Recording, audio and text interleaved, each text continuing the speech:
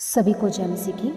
Hindi Bible stories में आज हम देखेंगे कहानी 5 मुश्किल ज़िंदगी की शुरुआत। आदम बगीचे के बाहर आदम और हवा को बहुत सी मुश्किलों का सामना करना पड़ा।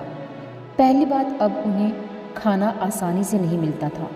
इसके लिए उन्हें बड़ी मेहनत करनी पड़ती थी क्योंकि वहाँ मीठे रसीले फलों के पेड़ नहीं थे। इसके बजाय चारों तरफ सिर्फ कांटेदार झाड़ियाँ थीं। आदम और हव्वा पर ये सारी मुसीबतें इसलिए आई क्योंकि उन्होंने परमेश्वर की बात नहीं मानी और उससे दोस्ती तोड़ दी। लेकिन उससे भी बुरा ये हुआ कि अब आदम और हव्वा हमेशा तक नहीं जी पाते। याद है, परमेश्वर ने उन्हें पहले ही बता दिया था कि अगर वे उस पेड़ का फल खाएंगे तो मर जाएंगे। उनके साथ वही हुआ। जिस दिन से उन्होंने वो फल खाया उस दिन से वे बूढ़े होने लगे और आखिर में मर गए। सच, परमेश्वर की बात ना मानकर उन्होंने कितनी बड़ी भूल की। जब आदम और हव्वा को अदन बगीचे से बाहर निकाल दिया गया, उसके बाद ही उनके बच्चे पैदा हुए। इसका मतलब ये हुआ कि अब उनके बच्चों को भी बूढ़ा होना और मरना पड़ेगा।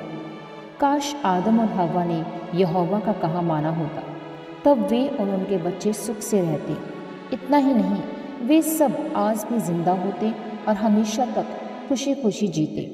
फिर ना तो कोई बीमार होता और ना बूढ़ा, यहाँ तक कि कोई मरता भी नहीं। परमेश्वर चाहता है कि सब लोग खुशी से रहें। वह वादा करता है कि एक दिन ऐसा ज़रूर होगा। तब ना सिर्फ पूरी धरती खूबसूरत बन जाएगी बल्कि सभी इंसानों की सेहत भी अच्छी हो जाएगी और सब एक दूसरे के अच्छे दोस्त बन जाएंगे।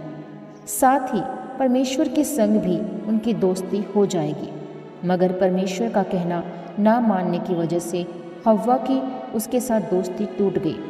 इसलिए जब उसने बच्चों को जन्म दिया तो परमेश्वर ने उसकी मदद नहीं की।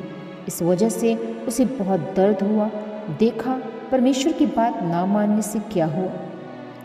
आदम और हव्वा के कई बेटे और बेटियां हुई। उन्होंने अपने पहले बेटे का नाम कैन रखा और दूसरे का हाबिल। क्या आप जानना चाहेंगे कि कैन और हाबिल के साथ क्या हुआ? तो हम मिलेंगे अगली स्टोरी में। आप इस अध्याय को, जो मैंने आज आपको कहानी में बताया, आप इससे रिलेटेड जान सकते हैं। जेनेसिस मतलब उत्पत्ति 3 उसका 16 से 23 वर्ष, 4 उसका 1 और 2 वर्ष और प्रकाशित वाक्य 21 उसका 3 और 4 वर्ष। सो प्रभु आप सबके साथ हो। सभी को जय मसीह की।